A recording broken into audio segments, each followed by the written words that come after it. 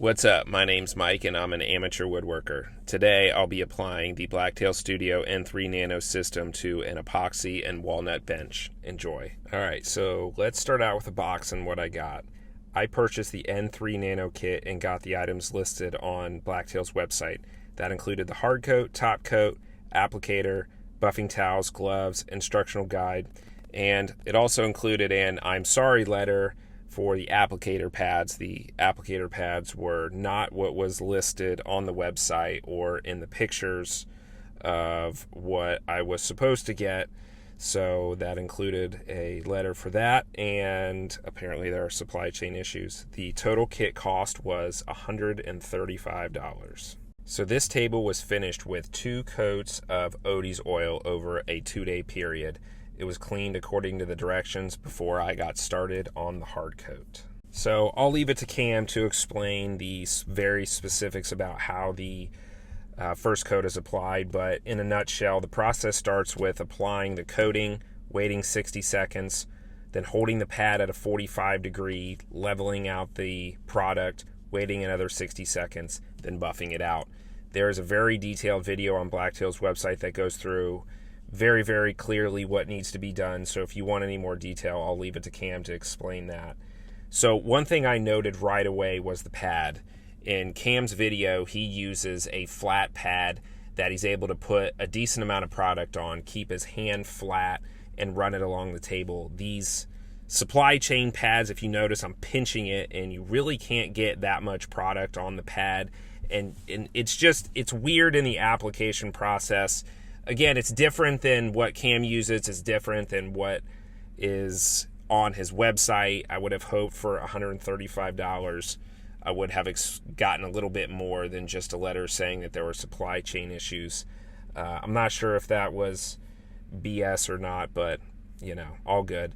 So after 60 seconds, I did the 45 degree angle. That really helped level it out. I noticed right away, and I don't know if it was the pad, the Odie's oil, or what it really was, but there was a lot of friction and a lot of drag on these small applicator pads, but that sheen was beautiful as it started to bump up.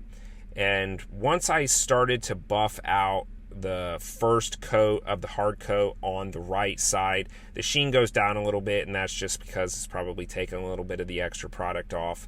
And the lighting's not great in the workshop I have in my basement, but you can see here that the sheen is definitely bumped up, and it looks a lot better than it did with just the 2 coats of Odie's oil. I will say the sheen there's a marginal difference. You're not going to see a glass type finish where you can see your reflection in the mirror. So it's subtle, and I noticed that I worked its way up through the second hard coat layer that I did after this video. So on the left side here, I'm just going to speed up the video. Same process, made sure and apply it, wait 60 seconds, go to 45, wait 60 seconds, buff it out, did the side. So as you can see by the results here, the bottom sheen is certainly a little bit brighter. It pops. So now it's time for the top coat. Applied the top coat the same way I applied the hard coat. The one thing I noticed that Cam referenced in his video is you get a lot more friction right off the bat with this top coat. Because the applicator pad, again, I had to pinch the applicator pad, and there was just a smaller surface that touched the wood than what Cam had in his video. I had to reapply the top coat to the applicator pad a handful of times throughout the process. You can see this is so far the 3rd time I've had to do it. It wasn't too big of a deal. It applied really nicely, and you can see the sheen. Again, it's bumped up just a hair marginally from the hard coat. I did do 2 layers of the hard coat before I applied this layer, the top coat, and then after this video was done, I applied another layer of top coat. So I have 2 hard coats and 2 top coats. That's how Cam said he does his tables before he ships them out to his customers.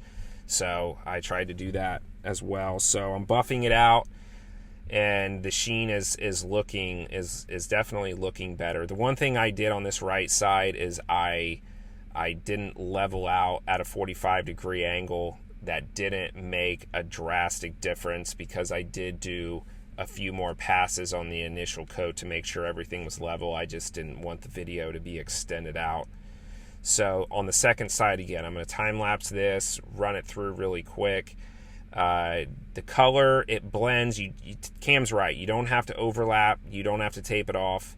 It blended really nice, buffed out.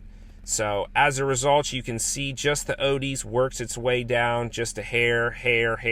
Then you get to the top coat, and the sheen looks really nice. So I hope you enjoy.